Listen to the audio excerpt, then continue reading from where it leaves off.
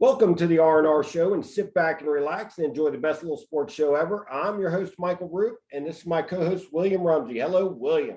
Howdy. All right, we are joined today by a former offensive lineman for the Cincinnati Bengals, Ken Moyer. Ken, thanks for joining us tonight. Oh, hey, my pleasure. It's always fun to talk Bengals stuff. Who dey? Yeah, absolutely. Tell the fans right off the cusp here. Do you still live in the area, or? Yeah, I live in the greater Cincinnati area. We're actually up in Springboro right now. Okay. I'm coaching and teaching football. I'm sorry, teaching and coaching football. I have been hit in the head a few times. Yeah. And about 6 years ago, we moved up here. We lived in Mason for 13 years, Montgomery for 13 years. We slowly, gradually moving north. And so, hopefully we're going to get back closer to Cincinnati. My daughter just graduated from University of Cincinnati, and she's going to move back there. My son just graduated from Miami, and he's moving into Blue Ash. And so awesome. I got two younger kids. One's still going to college, and one's a senior in high school. So we've been doing well. We've been blessed far beyond what we deserve. Yeah, that's good to hear. Let me ask you this: did any of your boys play football? I had the pleasure of coaching both of them to play, and so it was fun.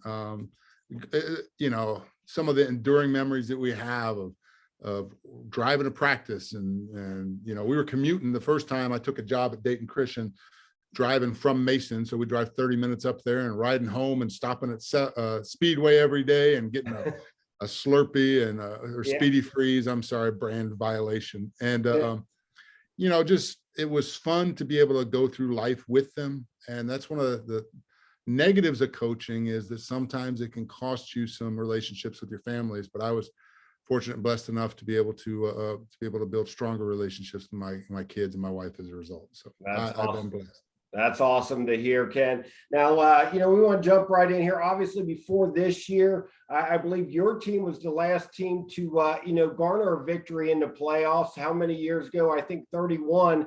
Talk a little bit about that team and, what kind of run you guys were on and what kind of a special team you were a part of there. It was an amazing season, and I remember it like it was yesterday, right? And we still had the remnants of the Super Bowl team. I think the year after that, they started to dismantle it. And so we had Boomer Esiason and James Brooks and Ickey Woods and Anthony Munoz. Now, Max Montoya had left.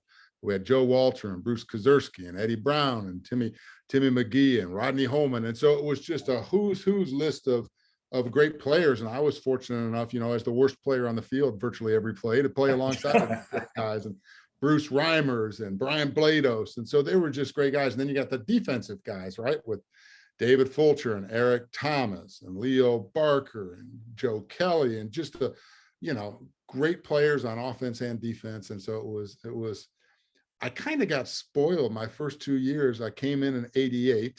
The 89 season, when the Bengals had just gone to the Super Bowl the year before, and we were 8-8, and we would have won on a snowy Christmas Eve night in Minnesota. We would have won our division. Then the next year we win our division and get to go to the playoffs, right? Two trips out to LA when the Raiders were out there. And I kind of got spoiled. I thought, this is the way it is. We'll be winning forever. And then, the lean years hit, and it was really hard. But great players, great games. I remember one of my favorite moments, multiple great moments in that season, but one of them was when Sam Wyche calls timeout and we're ahead 59-7 against the Houston Oilers with 6 seconds to go to kick a field goal to go up 62-7, if my memory serves. That's how much we hated the Houston Oilers.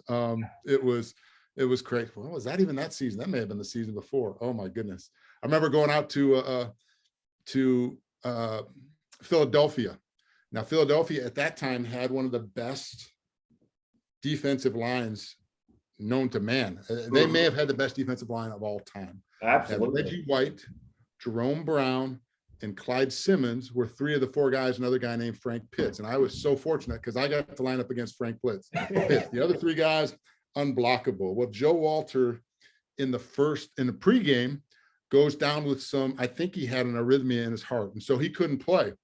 And Kirk Scrafford was his rookie year in the NFL. He weighed probably 255 pounds. And I've heard Boomer tell this story. He'll do a better job, but I'm going to share it with you. He drew the short stick and had to block Reggie White. And so he he's a kid from Montana, weighs 255 pounds, used to stuff weights in his shorts and weigh in. So coaches would think he weighed more than he did. He gets out there and he's battling, but he's struggling. And so at halftime, he comes in and tells Sam Wyche, our coach, he says, Sam, and in his Southern draw, it's Montana draw, says, Sam, don't throw the ball. Can't block him. Right?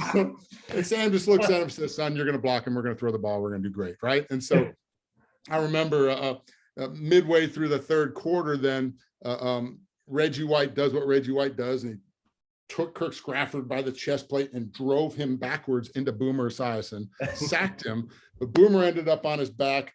And Kirk Scrafford was on top of him, and Reggie was on top, face down on top of all three. And as Boomer tells the story, all he heard was in a slow Southern drawl, a voice from the pile saying, I told him not to throw the ball. So just great moments like that where, we had a lot of success. Boomer was an unbelievable leader. I was blessed to have been mentored by Anthony Munoz, who showed me how to play the game and how to play it in a way that would honor God. And it was so much fun to be able to be a part of that team. It was a great special group. So you had mentioned that you kind of got a break on that Eagles line who you had to face. Who was your toughest matchup?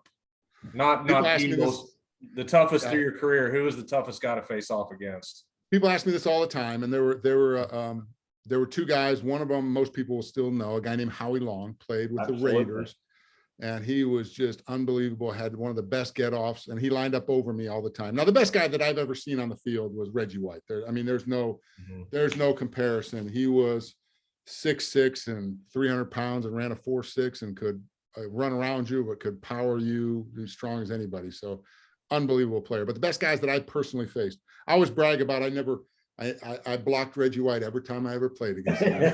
6 plays, and I blocked him every time. But if I would have had to do what Joe Walter did, I would have blocked him 1 time out of 50. Joe was a lot better at it than me. But no, I would say it's a guy from Houston Oilers, a guy named Ray Childress. He was a all-pro from Texas A&M, and he was a different build kind of guy, right? He was a 6'5", 6'6", weighed about 265, and was just cat quick.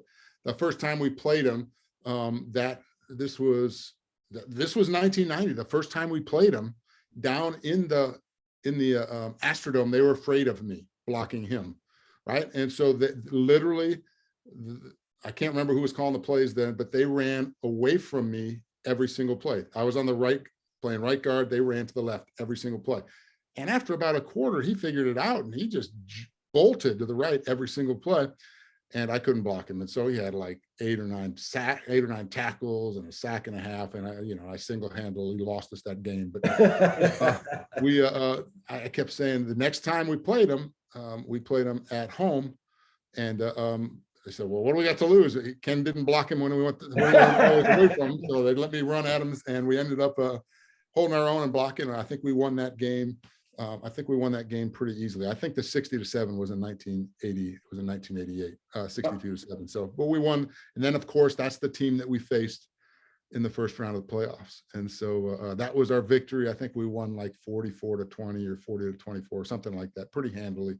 And we had great confidence against them because we lost to them on a Monday night. I think it was not close, but we started rough, and but we had a great season. I remember going out twice to Los Angeles, and Bo Jackson's infamous, hip injury. That was against us. And so just great teams, and it was a lot of fun to be a part of. So this is coming from a fan standpoint. I didn't play football growing up. So somebody like Howie Long, when you come in, say, after last Sunday's game, you come in, what's the week like when you have to go against Howie Long next Sunday? Well, everybody that's playing at this level is a competitor, and everybody thinks they can block everybody. And now you recognize there's some dudes that are harder to block than others, right? Yeah. And so what we would do the same preparation every week, just a little less sleep during the week, right? And so, but we would watch film on him, and so we had kind of a couple different types of offensive linemen.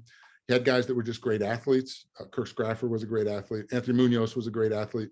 And And then you had some bigger, less mobile guys, but that used great technique. And so, you know, one of the things that made Anthony so great was he was both a great athlete and a great technician. But, you know, guys like Bruce Reimers, who was just cock strong, and he was a farm boy from Iowa, and Bruce Kazurski, who was just smart as a whip, and he'd beat you with technique, and he's a good athlete too. And Joe Walter was just, you know, he would just maul people out there. And so, you know, guys like that, I would always attack. I would do enough film study to where I knew 95% of the time which way they were going before the ball snapped. And so most guys would have a tell. Now, knowing where Howie Long's going and blocking him are two different things, right? Sure. But you try to get every edge that you can. And if you know where they're going, you got a lot better chance of blocking them. And so, yeah, you know, we would do it. I remember, God, is this the same year? I think it is. Yeah, I think we were out in Seattle, and we were playing the Seahawks, and we would go out to Los Angeles, and Boomer the next week would set the record against the Rams, I think, threw for 480 yards or something in an overtime game. But against the Seahawks, they had a guy named Cortez Kennedy, and Cortez Kennedy was a first pick in the draft. Yep. And he lined up directly over me after every play. And I discovered that if I let him get started, he was just going to own me. Yeah. But if I got up on the ball and got as close to the line of scrimmage as I could get my hands on him before he got started. And then I had a chance.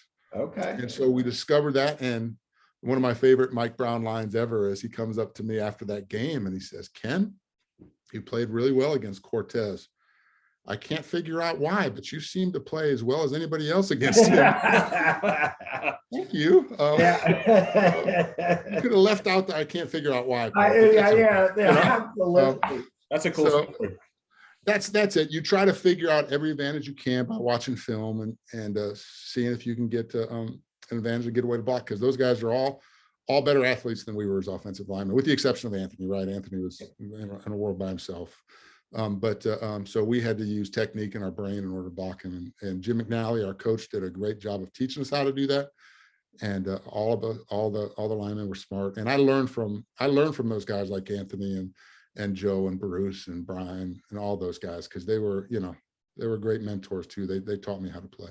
Thank you. Appreciate that. Now, as far as I want to touch base real quick on that Houston game, I can't remember if I'm getting my timeline right. What was Buddy Ryan on that defense yet? Was he coaching that side of the ball during that time?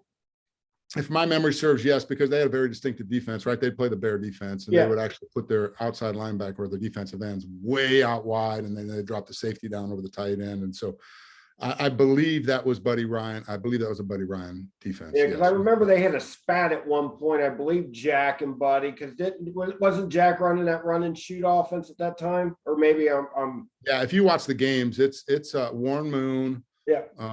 And they're spread all the time. They look like not too much different than today's modern college game or whatever, but they would throw the ball, 75% of the time and then run. They were very effective. Warren Moon just was a great quarterback, and he had the Smurfs, I think is what they called them. And they were Givens, maybe guys. Yeah. Ernest Givens. Yeah. And so I think they had Alonzo Highsmith was their running back, one of those games. Yeah, I mean, they were deadly on offense. Now, we were fortunate. I think the second time we played them, Warren Moon didn't play. I think he was hurt. And I think in the playoff games, same thing. He didn't play. I think it was Cody Carlson that came in and played. Okay. So as much as we respect other players, we don't mind seeing their best players on the other side of the bench, right? And so we don't want anybody to get hurt, but we know we got a lot better chance if Warren Moon's not throwing the ball against us. Yeah. And now I think it was Buddy Ryan. I do. I think it was. You think it was Buddy? So yeah, I'm not 100% sure. Now, as far as your running backs during that time, was Harold Green in there at that point, or was it still James Brooks, or was it a combo? So I would have to go back and look at it. So the top two running backs that started the season that year, 1990, were James Brooks and Ickey Woods. Now, Ickey blew out his knee in 1989, and then he blew out his other knee, I believe, in 1990. Okay. And so he was only with us, I think, for half the time. And Harold Green sounds right. It's funny. I was with the Bengals for 23 years, 6 as a player, and I was with them for 22, 6 as a player, and then I went to Philadelphia for a year, and then I came back and was the team chaplain for 17 years. And so I'm a high school coach now, and I meet a recruiter. A recruiter comes in yesterday to see me from Akron. He's the University of Akron assistant head football coach and the running backs coach. He introduces himself and he says, "You look familiar, Ken." I was like, "Have we met?" He's like, "You played with the Bengals, right?" He's like, "Yeah." He said, "So did I." It was Terry Richardson, and we'd been in training camp together in 1994. So I lose track of who I played with, who I was a chaplain for. I can't remember years. And like, I remember James Francis. I believe James Francis was the first round draft pick that year. And so in 1990, so I think that probably means, now if I were a good podcast, I'd have my computer up and I'd be able to tell you. But I think that was, I think Harold was a second round draft pick in the same year that James Francis was drafted. But we also had Eric Ball, and he was a good player. And so yeah, there were a lot of explosive pieces to that puzzle. Now, obviously you've established, and those were probably the best lines ever in Cincinnati history. Now we fast forward to today's line. What do you think of the line today? And is it fixable, or do we need to clean the slate after this year? What's your thoughts about today's Bengals line? I'm just going to start off by saying a caveat. I watch the game as a fan. I don't watch it as a personnel player. So for me to stand up and say this guy's good enough and this guy's not, I can't really do that with intelligence, right? I can sit up there and fake it, but I'm not going to. But what I would say is this: those guys are out there trying hard.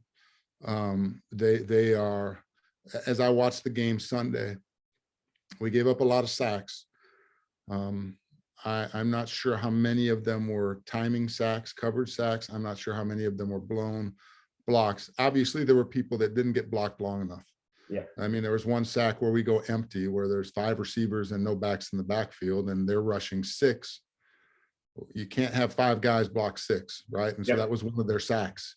And that was either there wasn't a hot read, or Joe Burrow misses the hot read. Now, I can't believe there's an NFL coordinator that doesn't have a hot read when they're going empty, right? Yeah. But they may have, the defenses are so complicated right now that the hot read may have been covered, and they may have come from the backside or whatever. I know they blitzed the linebacker to bring 6. So I do think they need to get stout, but more stout. They got a lot of pressure up the middle, and it's hard for a quarterback when you get pressure up the middle. You can live with a little bit of pressure outside if you can step up. But now let's not take anything away from Tennessee. They're a great front, right? They got some studs, and so it is not, hope is not lost, right? They are good enough. I mean, they're in the AFC Championship game, right? And so, they gave up 9 sacks. I think a lot of those,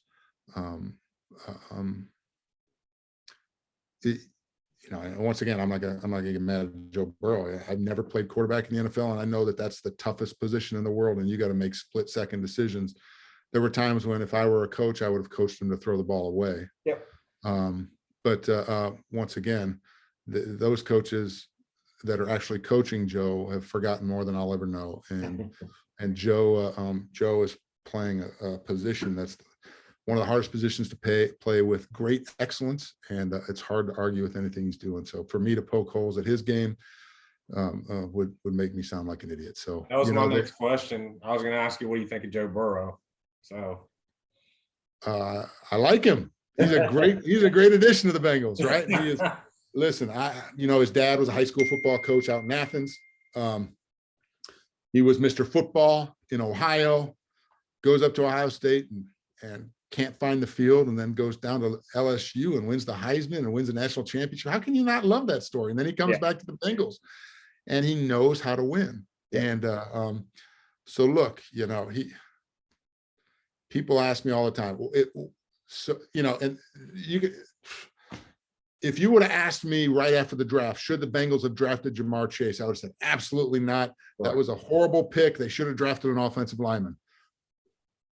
Look how wrong I would have been, right? You know what I mean? That's how. Well, let me ask you this: now that you've seen Jamar play, do you still think the Bengals made the right choice in picking Chase, or should they have went line? So look, Duke Tobin and I used to spend a lot of time together when I was down with the Bengals. So I'm just going to poke at him a little bit. Oh yeah, I know a lot better than Duke. Yeah, I should have. Yeah. No, obviously he's doing a great job, and Jamar Chase was a great pick, right? And I know that Coach and Duke are working together, trying to put together the best team. It's hard to argue with the results, right? Now, I wouldn't be surprised if they don't spend a first-round pick on an offensive lineman. And second and third. The problem with that is it's going to be almost a second-round pick, right? Because realistically, we're going to draft, 28th to 32nd. So somewhere in there, it's not going to be a real high pick. But they can get better with free agency. I was reading an article today about how Kansas City improved their line. And so, the guys can get better and they can get better guys. And so I think if we can keep the core nucleus of guys healthy, you're looking at a good quality team for a number of years in the future. Kind of like I caught the tail end of our really good stretch when they had Boomer, Anthony, and Max and those guys. I was going to say, you had mentioned Burrow couldn't find the field at Ohio State. I'm going to go ahead and blame that on Urban Meyer. He's a horrible coach too, right? There we go. Well, hey, Ken, I wanted to tell you, we posed that same question to Tim McGee last night, and he doubled down and said we still should have took a lineman. So he's still saying on the that side of the ledger. So there's always different foods of thought on how things should go. And I, like you, thought we should have took Sewell at the beginning, but then after I seen what we have in Chase, I like what we've done. So obviously he's added a different dimension that that I think the Bengals fans love to see. So well, I mean, I think it was the Chiefs game where if they just threw a simple screen pass to him or slant, and he just took it to the house, made everybody miss. And then, you're not going to have an offensive lineman do that, right? So there's certain. Munoz couldn't do that. He probably could have, right? He caught passes. They never. Okay. Can I digress and tell my favorite Bengals story? So this was in 1990 as well. I'm starting, and Sam Wyche, the innovative genius, decides he's going to put in a goal line play where they give me the ball, right? and this is no lie. I am so excited. And so Boomer's I can't remember if he's going to hand the ball. I think he's going to hand the ball off to me. He's got to open up backwards, then he can hand it to me. And so we go out there to practice it, and I am so excited. So they call the play in practice, and he hands the ball to me, and I trip before I get to the line of scrimmage. And all I could do is see Sam Wyche take that play out of the playbook, and pull it up and throw it away, never run it in the game again. So your offensive glory ended with the carpet monster grabbing you, huh? Exactly. The turf monster got me, and if I were a better athlete, I may have made it in practice. They may have given me the ball, but oh my goodness, they were just fun times. So I hate to second guess coaches and those guys. That's what they do, and they're good at it. If I were better than them, I'd be doing it. And so I'll let them choose. And it's tough to win the NFL, man. It is. The margin of victory is that small, and everybody's competitive and trying to claw, scratch. I mean, they got GPS on the guys just to get a little bit more margin of victory, so that they can make sure they're rested and tracking their nutrition. And it's just it's incredibly competitive. People have no idea how. Speaking of competitive, what do you think of the Chiefs game this Sunday? So I am a pessimist by nature. My wife asked me before every football game I coach. She's like, "Do you think you're going to win?" And there's some that you're going to win, but most of the time it's like, all I can do is see the ways we can lose. That's all I can do, right? And so I'm trying to eliminate the ways we can lose. I think obviously they beat them the last time. I don't think they're favored, but I think they showed that they can play with anybody and beat anybody. And so it's interesting. My daughter's on a volleyball team. We're going to go to Indianapolis, and her last game is probably going to be about 1:00 on Sunday afternoon. So we're trying to figure out where we as a team are going to watch the Bengals game, whether it's in Indianapolis or we're going to be able to get back home or whatever. So I I think it'll be good. Now, Kansas City is a different place to play now, right? It is loud. Yeah. Loud. Did you ever play at KC during your playing career? Okay. Yeah, we played, and if my memory serves, it may have even been, I'm not sure what year it is. It may have been 1990. It may have been 1991. I was playing left guard. Derek Brooks was still around. This is how loud it is. I'm playing left guard. Now, I think this may have been Jeff Blake, so it may have been later. But I'm playing left guard. I am literally 4 feet away from the quarterback, and I can't hear the snap count. I can't hear what he's saying, and he's yelling at the top of his lungs. So I had to watch the football. That's how loud that place gets. So, it's a special stadium. They do it up right there, and they got some nice barbecue usually going in the tailgating area. So we were fortunate enough to stop and get some afterwards. But I'm looking forward to a good game. I can't imagine seeing a weekend with that great of football in 4 great games. I think that was the best football weekend of all time. Absolutely. So, I mean, I think we're a little bit gluttonous to think we're going to have that again, but I'm hopeful. And oh my goodness, if they come out on top, it's going to be fun. Absolutely. Yes, sir. Well, Ken, listen, we're going to wrap this up. I appreciate you giving us some time and some, taking a trip down memory lane. And we appreciate it. And hopefully we touch base again later on down the road. Yeah, it was a pleasure to be on with you guys, and hit me up. I'll help you out anytime I need. And Hooday, baby. Let's go, Bengals. Thanks, Ken. I appreciate it, bud. Thanks, Ken. Take care. Bye-bye.